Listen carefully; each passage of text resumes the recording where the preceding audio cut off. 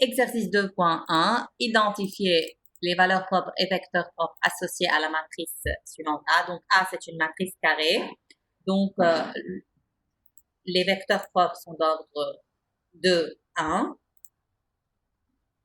Et juste rappel, avant de commencer de résoudre cet exercice-là, premièrement, donc on résout lambda en résolvant le polynôme caractéristique, c'est a moins lambda égale à 0, et puis on résout x en faisant la solution du système a moins lambda x égale à 0, et aussi je vous rappelle que ce système-là admet infinité de solutions. Donc si vous obtenez une solution unique, cela veut dire qu'il y a une erreur quelque part. On commence, donc ça c'est a. Pour calculer le polynôme caractéristique, donc il faut a moins lambda i égale à 0. Ici, A, c'est une matrice carrée d'ordre 2. Donc, la matrice identité, je vous rappelle, c'est de cette forme-là. 1, 0, 0, 1. Donc, puisque vous avez A moins lambda I, cela veut dire que lambda, elle est multipliée par cette matrice-là. Donc, on a seulement lambda au terme des diagonales. A moins lambda I, donc c'est la même matrice de A, mais juste on retranche lambda des termes de la diagonale. Donc, on commence le déterminant de A moins lambda I. On a dit, on retranche lambda des termes de la diagonale. Puis, on calcule le déterminant. Ce n'est autre que 1 moins lambda fois 3 moins lambda moins 4 fois 2. Donc, c'est un polynôme de degré 2. On peut le factoriser parce que le but, c'est de résoudre le polynôme caractéristique égal à 0. Donc, on trouve deux valeurs propres. Lambda 1, c'est moins 1 et lambda 2, c'est 5.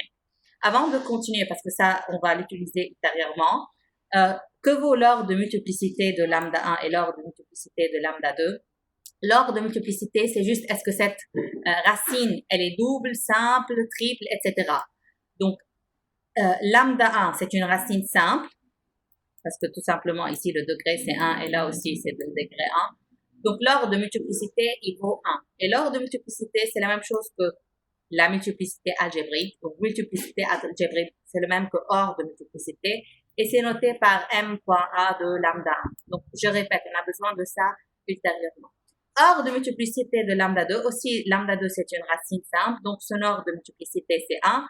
Ou bien, on peut le noter par m.a de lambda 2, c'est 1 aussi. Donc, on a trouvé les valeurs propres. Maintenant, il faut trouver le vecteur propre associé à lambda 1. Et aussi, on va écrire l'ensemble, le sous-espace associé à lambda 1. Donc, le sous-espace, je vous rappelle aussi, c'est l'ensemble de toutes les solutions. Donc, on commence. On doit résoudre x. X, ça va être un polynôme, une matrice de lignes, une colonne. Donc, c'est une matrice colonne d'ordre 2, du même ordre de nos nombres de lignes, bien nombre de colonnes de A. Donc, on va résoudre A moins lambda 1 fois I2. Tout ça multiplié par x égale à 0. Et aussi 0, c'est de même ordre que x. Donc là, pareil, on va retrancher lambda des termes de la diagonale de la matrice A, puisque lambda, c'est moins 1. Donc, moins 1, ça va être plus 1. Donc, ce qu'on va faire, c'est qu'on va ajouter 1 au terme diagonale de A. Donc, 1 plus 1, c'est 2. Et 3 plus 1, c'est aussi, c'est 4. Donc, on va obtenir cette matrice-là fois xy égale à 0. Donc, on remarque que si vous faites produit scalaire première ligne avec x, y, ça va être 2x plus 2y égale à 0, ou bien 4x plus 4y égale à 0. Donc, c'est la même équation, x plus y égale à 0. Donc, ça, vous faites y, c'est moins x, ou bien x, c'est moins y, comme vous voulez. Donc, là, on remarque qu'on a infinité de solutions. S'il y a solution unique, je répète, c'est faux.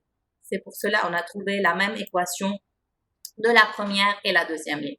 Donc, un vecteur propre, on remplace alors y par sa valeur, ça va être x, et là, moins x. Donc ça, c'est infinité de solutions. Donc si on veut écrire les sous-espaces propres associés à E, à lambda 1, ça va être l'ensemble de tous ces vecteurs-là. Donc c'est x fois 1 moins 1 avec x appartenant à R. Donc si on veut nommer un vecteur propre associé à lambda 1, en effet, on peut remplacer par x égale à 1. Donc, 1 moins 1, c'est un vecteur propre associé à lambda. Ou bien, vous pouvez remplacer par x par 2 par exemple. Donc 2 moins 2, c'est un vecteur propre associé à lambda 1, etc.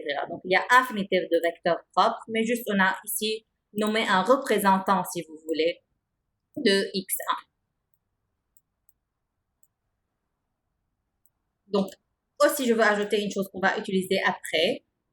On peut trouver la dimension de E lambda 1, puisque ça c'est un vecteur propre, c'est un représentant, ou bien si vous voulez, c'est une base, comme ces rappels du chapitre espace vectoriel. Donc, on peut parler de la dimension de E lambda 1. La dimension de E lambda 1, c'est 1, puisqu'on a un vecteur qui forme la base de E lambda. Maintenant, même chose pour vecteur propre associé à lambda E. Donc, pareil, lambda 2 qui est 5, on va résoudre x, tel que a moins lambda i de x égale à 0. Donc, ici, il y a une erreur, ça c'est lambda 2. Donc, on retranche maintenant moins 5 au terme de la diagonale de A. Donc, 1 moins 5, ça va être moins 4. Et 3 moins 5, ça va être moins 2. Donc, première ligne fois xy, ou bien vous pouvez diviser par 2, c'est la même chose. Ou bien deuxième ligne fois xy, comme vous voulez. Donc, je vous montre, si vous faites première ligne fois xy, vous allez obtenir moins 4x plus 2y égale à 0. Vous pouvez diviser par 2, donc moins 2x plus y égale à 0. Donc, que vaut y? Y, c'est moins 2x, avec x appartient à r. Donc, pareil, on a trouvé infinité de solutions. Donc, x, c'est quoi? On remplace y par sa valeur, ça va être x de x. Donc, l'ensemble du sous-espace de solutions, ce n'est autre que x1, 2. Donc, c'est la combinaison linéaire du vecteur 1, 2. Ça, c'est le sous-espace propre associé à lambda 2.